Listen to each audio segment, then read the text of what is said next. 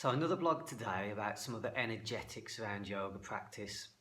So I did a blog a few weeks ago about the yin and yang aspects of yoga and how they can influence how we are when we go into a posture. So we're working with the idea that the body is yin and the mind is yang. And in that blog I was talking about how perhaps when we go into a posture we can be a little bit too driven from our thoughts, and that can override what the body's telling us. So sometimes, for example, you might go into a forward bend and the mind is fixated on an objective or fixated on a degree of stretch that you would like to have, which actually overrules the body's signals that come back to you. And obviously what we're looking for in life is that we've got intention, we've got mind, but we've got intention without too much physical tension. So we kind of want to get that correct balance in yoga postures, again, of knowing kind of what we want to do, but also while still listening to the body. And again, we can also extrapolate out this idea of having intention without tension to our life. Because in life, we want to have an intention of what we want to create, what we want to achieve, which is coming from the mind. But again, we need to listen to the vehicle of the body when we're out there doing our thing. But what I want to talk about a little bit more today are these yin and yang aspects of consciousness itself. So we'll look at the spectrum of consciousness that you experience as a human being. Now I want you to just reflect for a moment on moments when you were totally externally focused. So the ability of the mind and consciousness to face outwards like that is very yang. So that's a yang aspect of our being, when we're pretty much unconscious of the body's signals because our attention is totally outwards. So sometimes you get up in the morning, you're dashing around the house getting lots of things done, you're not really listening to your body, conscious of the body, because your attention's totally out. So that in that state of alertness and outward facing consciousness, that is your yang capacity.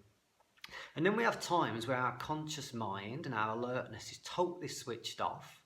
And so your state of being is much more body-centered, if you like. So you could think of that as a much more yin state. And we can look at the polarity of those two forces. So again, we've got that example of getting up in the morning, being totally outward focused on what you're going to be doing with yourself that day, dashing around. And then you can contrast that perhaps when you go to bed at night and you're asleep. And your consciousness, your external outward consciousness is totally turned off. And so for all intents and purposes at that time, you're a much more body-centered being. So you've got alert, and then you've got states when you're not alert. So that's the spectrum of yin and yang of consciousness. So what happens often when you practice yoga is you actually create this lovely little fusion of where the mind and body come together. Because at different times during the day, we might be in different levels of that spectrum of alertness. So we spoke about in the morning, your mind is totally outward focused. We spoke about in the evening when you're asleep, the mind is totally inwards and not alert at all. And then at other times of the day, you might have periods where, I just need to sit down for a minute or two, and you allow your attention to rest inwardsly. So at that time, your state of being is a fusion of your mind and both your body, because you're kind of sitting down, you're being a bit more body conscious. So when you practice yoga, you're consciously and intentionally bringing these two forces together, because as you practice, you're still alert and you're fusing that into your physical body. And something magical happens when you fuse yin and yang together. It creates energy. So it's a bit like the male and female polarity. You could take a man, you could take a woman. And when you bring the two aspects together, something different happens, something creative happens. Obviously something creative can happen to the degree that it can actually create a new being. And it's very much like this when we bring the yin and yang of the mind and our consciousness together. That the two forces coming together in that conscious way can actually create new possibilities. New aspects of your being can be born when you fuse these two things together. And it's also very much the same through meditation practice as well. So when you sit and meditate, if it's a body-centered meditation, again, you're fusing your conscious mind with your physicality.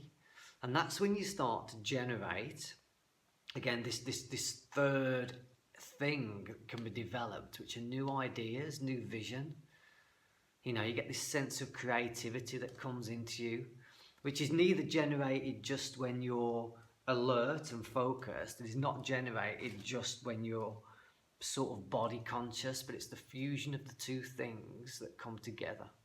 Okay, hope that makes some degree of sense to you. Thanks a lot. Bye bye.